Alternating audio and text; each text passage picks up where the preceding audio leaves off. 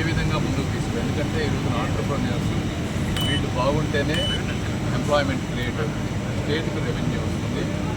ఇప్పుడున్న పరిస్థితుల్లో లో కాస్ట్ ప్రొడక్షన్ ఉన్నటువంటి బంగ్లాదేశ్ కానీ వేరే కంట్రీస్ కానీ ఇంపోర్ట్స్ రావటం వల్ల, అదేవిధంగా పత్తి రైతులకి ఈల్డ్ ఎక్కువ లేకపోవడం, తక్కువ ఈల్డ్ రావడం వల్ల వాళ్ళకి గిట్టుబాటు ధర కాకపోవడం, వాళ్ళని సపోర్ట్ చేయడం కోసం మినిమం సపోర్ట్ ప్రైస్ గవర్నమెంట్ వాళ్ళని ఆదుకోవడం ఒక విధంగా పెట్టడం వల్ల వీళ్ళకి అది వైబిలిటీ కాకపోవడం వల్ల మిస్ మ్యాచ్ జరుగుతూ ఉంది ఈ రోజున.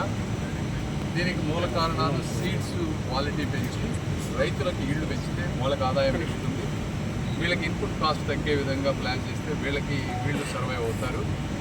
ఇవన్నీ కాకుండా ఇక్కడ ఉన్నటువంటి కాటన్ని ginning, spinning, weaving, fabric work ఇక్కడ ఉంది. దీని తర్వాత అడ్వాన్స్డ్ ప్రాసెసింగ్ చేసి ప్రోడక్ట్ చేసే విధంగా చేయాలి. దాదాపు 400 కోట్ల రూపాయల దాకా అవుతుందంటున్నారు.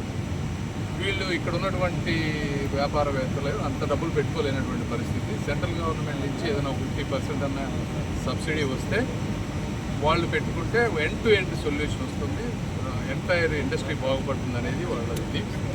అవి కాకుండా వీళ్ళకి కొంచెం పవర్ అవి కొన్ని లోకల్ స్టేట్ గవర్నమెంట్కి సంబంధించిన ఇష్యూస్ ఉన్నాయి. ఇవన్నీ నేను ఎంపీ గారు అర్థం చేసుకున్నాను.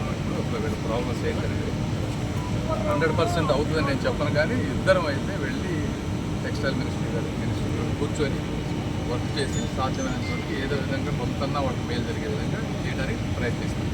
Thank you.